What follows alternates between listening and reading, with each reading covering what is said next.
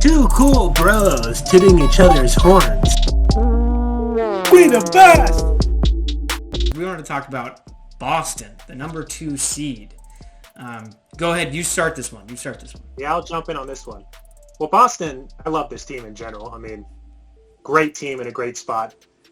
I think they're in an interesting spot, right? So they have their new coach, Ime Udoka, I think is how you say his name. First-year coach. Brad Stevens moved up into the, front office type role. So it's kind of an interesting thing where you have a team with a new coach, but it's not really under new management, right? It's a new head coach, but it's still the same regime. Still a lot of the same guys. And I think with a team like this, I looked at it, they have everyone returning next season. So they can run this squad back.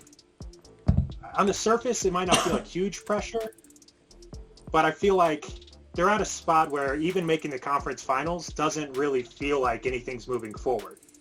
I think they're kind of the opposite of Minnesota, where just winning round 1 for Minnesota would have been this great success and would have been one of the best seasons in Minnesota history. Whereas in Boston, obviously, anything short of a title isn't even close to the best season in history. And, they're a team, they made 3 conference finals in the past 5 seasons. So anything short of getting past that mark is at best treading water. But I think they're in this tricky spot where their core is pretty young. Tatum's like 23, Brown's 25. They're still going to be good for a while, but it feels like not getting to the finals is a failure this season. So that'd be my thought on them. They got to make some progress. It's all good. Completely agree with your points, and my notes, I said for this core, because I totally agree. They've made conference finals with this squad. They've gone deep in the playoffs with this squad. My big question for them is, can this core get over the hump? And if they don't, do they trade somebody? Do they move somebody? Because one of their great things, you could either view it as a positive or negative, just like you were talking about. I looked at their contracts too. They have everybody locked in till like 2025, 2026. It's crazy. They're like super locked in. So if they get over the core, or if they get over the hump this year, like this core is looking outstanding for multiple years after this.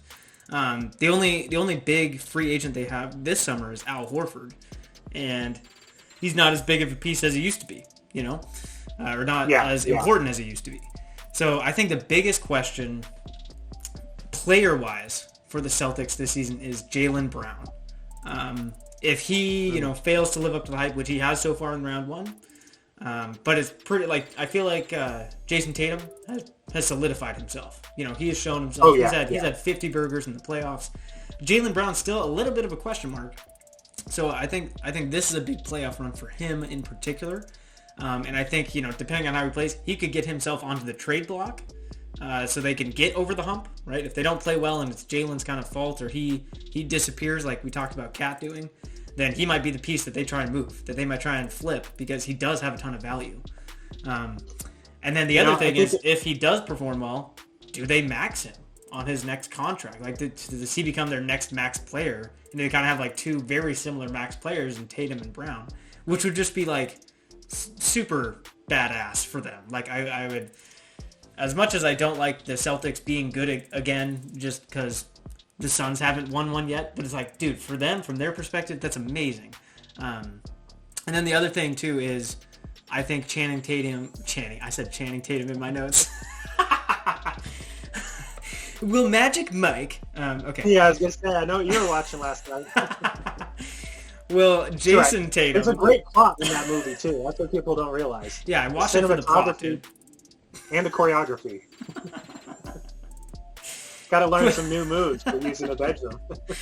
Will Jason Tatum take his game from, he's a very solid all-star right now, and I would say he's arguably a superstar, but I think depending on how his play goes this offseason, or not this postseason, he could become the next face of the league. I think he could be in that echelon of players, top 2-3 players in the league. So that's another thing that I would look out for if I'm a Celtics fan or on the Celtics front office or whatever. Does I said it again, dude, does Tatum have another step to take? Does he have another level? I don't like to toot my own horn, but